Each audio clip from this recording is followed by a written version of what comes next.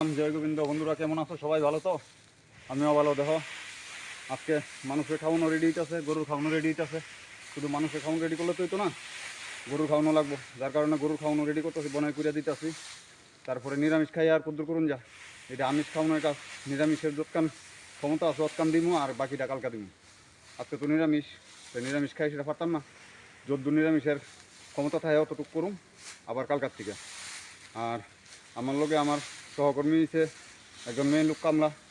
মেয়ে লোক কামলাটা বসুরিয়া থাকে।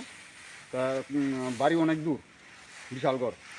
তো এটা মাসকে হিসাবে টাকা দেওয়া হয় আর কি, এমনকি বছরও নেয়।